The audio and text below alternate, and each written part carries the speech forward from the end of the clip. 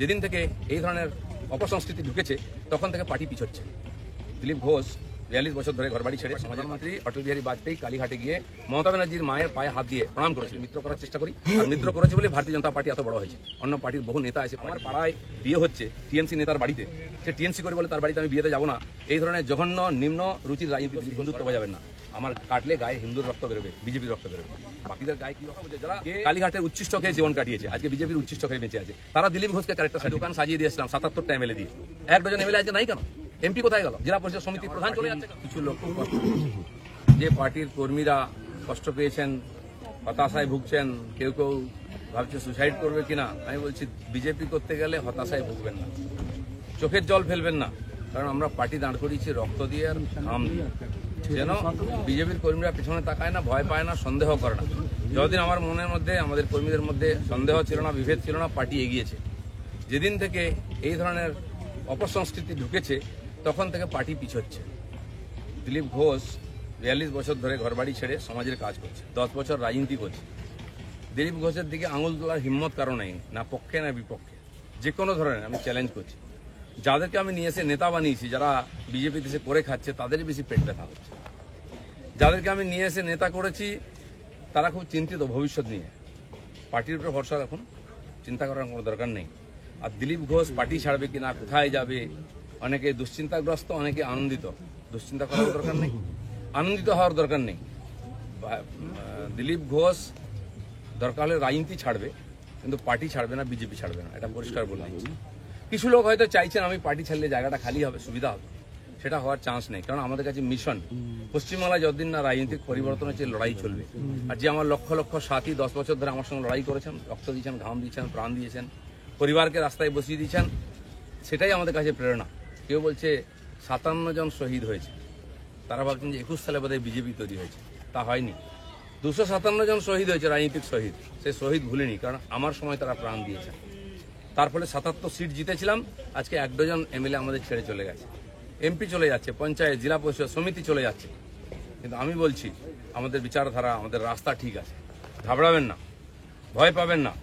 BJP ভয় পায় না বলে ভারতবর্ষে পরিবর্তন করতে পেরেছে। আমরা সেই পার্টির সংস্কৃতি মানি যে পার্টির প্রধানমন্ত্রী অটল বিহারী বাজপেয়ী কালীঘাটে গিয়ে মমতা ব্যানার্জির মায়ের পায়ে হাত দিয়ে প্রণাম করেছিলেন। আমরা সেই সংস্কৃতির লোক। মমতা ব্যানার্জি তখন আমাদের সঙ্গে ছিলেন, আর অন্যদিকে চলে গেছেন, শত্রু হয়ে গেছেন, এটা আমি মনে করি না। রাজনীতি আমার কোনো শত্রু নেই, আমি সবাইকে মিত্র করার চেষ্টা করি। আর মিত্র করেছে বলে ভারতীয় জনতা পার্টি এত বড় হয়েছে। অন্য পার্টির বহু নেতা এসে পার্টির নেতৃত্ব করছেন। তো সেই জন্য আমরা সেই সংস্কৃতির লোক, সেই পার্টির কর্মী যে পার্টির প্রধানমন্ত্রী অটল বিহারী বাজপেয়ী শান্তির বার্তা নিয়ে বাসে চড়ে লাহোরে গেছিলেন, শত্রুর দেশে গেছিলেন, ঘোষিত শত্রু পাকিস্তান। প্রধানমন্ত্রীর সঙ্গে আলাপ করেছিলেন।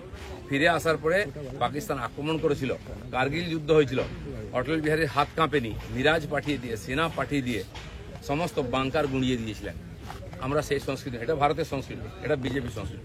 আমার প্রধানমন্ত্রী নরেন্দ্র মোদী, তিনি নওয়াজ শরীফের বাড়িতে বিয়েতে নেমন্ত্রণ রক্ষা করতে গেছিলেন, কোনো প্রোটোকল মানেননি, আশীর্বাদ করেছিলেন মেয়েকে। কিন্তু তারপরে পাঠানকোট হয়েছিল, পুলওয়ামা হয়েছিল, কিন্তু নরেন্দ্র মোদী সার্জিক্যাল স্ট্রাইক করতে, এয়ার স্ট্রাইক করতে পিছিয়ে যাননি, কারণ এটাই বিজেপি, এটাই ভারতীয় সংস্কৃতি। সেজন্য আমরা যেন আমাদের পরিচিতি না ভুলে যাই। আমার পাড়ায় বিয়ে হচ্ছে টিএমসি নেতার বাড়িতে, সে টিএমসি করে বলে তার বাড়িতে আমি বিয়েতে যাব না। এই ধরনের জঘন্য নিম্ন রুচির রাজনীতি দিলীপ ঘোষ করে না, করবেও না, এটা আমি ঘৃণা করি। আমার বাড়ির জামাই যদি অন্য পার্টি করে, সেই মেয়ের বাড়ি আমি যাব না, এই রাজনীতি দিলীপ ঘোষ করে না, করবে না। যারা করতে চাইছে এটাকে, বিজেপি এই অপসংস্কৃতি আনতে চাইছে, তারা বিজেপি জানে না, তারা বিজেপি জানে না, তারা দিলীপ ঘোষকে চেনে না, এর পিছনে কত ত্যাগ তপস্যা আছে জানে না। যারা 21 সালে এসছে, 20 সালে বিজেপিতে এসছে না, তারা বিজেপি বুঝতে পারবে না। কেউ কেউ আরএসএস দেখাচ্ছে, কেউ কেউ হিন্দুত্ব বোঝাচ্ছে। দিলীপ ঘোষকে হিন্দুত্ব বোঝাবেন না। আমার কাটলে গায়ে হিন্দুর রক্ত বেরোবে, বিজেপির রক্ত বেরোবে। বাকিদের গায়ে কি রক্ত? কে বড় বড় কথা কারা বলছে? যারা মমতা ব্যানার্জি আঁচলের তলায় থেকে নেতা হয়েছে। আরো বড় বড় কথা বলছে, অনেকে চরিত্রের কথা বলছে, যারা কালীঘাটের উচ্ছিষ্ট খেয়ে জীবন কাটিয়েছে, আজকে বিজেপির উচ্ছিষ্ট খেয়ে বেঁচে আছে, তারা দিলীপ ঘোষকে ক্যারেক্টার সার্টিফিকেট দিচ্ছে। যারা 4টে বিয়ে করে, 14টা গার্লফ্রেন্ড রাখে, রাত্রের জীবন একরকম, দিনের জীবন একরকম, তারা দিলীপ ঘোষকে ত্যাগী ভোগী বলছে। আহাম্মক। রাস্তায় দাঁড়িয়ে বলো, লোকে কি বলবে? দিলীপ ঘোষ আজকেও রাস্তায় দাঁড়িয়ে আছে, কালো দাঁড়িয়েছিল, আগামী দিনেও থাকবে। মানুষ জানে দিলীপ ঘোষ কি করেছে, দিলীপ ঘোষ কি। আমার মন আর মুখ এক। আমি পর্দার আড়ালে কথা বলি না, কোনো নেতার সঙ্গে বন্ধ ঘরে মিশি না, আমি সে যেই নেতা হোক। আমি চৌরাস্তায় দাঁড়িয়ে কথা বলি, ক্যামেরার সামনে কথা বলি। এটা দিলীপ ঘোষ, তাতে যদি কারো কষ্ট হয় আমার কিছু করার নেই। দিলীপ ঘোষের মিশন ঠিক আছে, দিলীপ ঘোষ পাল্টাবে না, নীতি পাল্টাবে না। দিলীপ ঘোষ বাংলায় পাল্টাতে এসছে, অর্ধেকটা হয়ে গেছে। যারা কোনোদিন পার্টির জন্য কন্ট্রিবিউশন করেননি তারা বুঝবেন না বিজেপি কি, দিলীপ ঘোষ কি। সেই জন্য কষ্ট পাওয়ার কোনো কারণ নেই। দিলীপ ঘোষ আছে, দিলীপ ঘোষ থাকবে যতদিন পার্টির প্রয়োজন হবে। যে কর্মীরা আবেগে ভাসছেন, আবেগে ভাসার সময় নয়। যদি সত্যি সংকট আছে লড়াই করুন। আর বিজেপির কর্মীদের উপর আক্রমণ, হিন্দুর উপর আক্রমণ ভারতবর্ষে প্রথমবার হয়েছে। আজ যারা বড় বড় কথা বলছেন তারা হিন্দুর জন্য কতটা লড়াই করেছে, কি ত্যাগ করেছেন। 4 পয়সার ত্যাগ নেই, বিজেপিতে কামাতে এসছেন, কামানো কমে যাচ্ছে। আমি দোকান সাজিয়ে দিয়েছিলাম 77টা এমএলএ দিয়ে, 1 ডজন এমএলএ আজকে নাই কেন? এমপি কোথায় গেল? জেলা পরিষদ সমিতির প্রধান চলে যাচ্ছে কেন? জবাব কে দেবে? 21-এর পর থেকে বিজেপির নাম ছিল। 19 সালে বিজেপি 41% ভোট পেয়েছিল এবং আজ অনেক নেতা আমাদের পার্টিতে তার বিরুদ্ধে লড়াই করে আমরা পার্টিকে বাড়িয়েছিলাম। অনেকে প্রশ্ন করছেন, 41% ভোট আর 121টা বিধানসভায় আমরা লিড নিয়েছিলাম।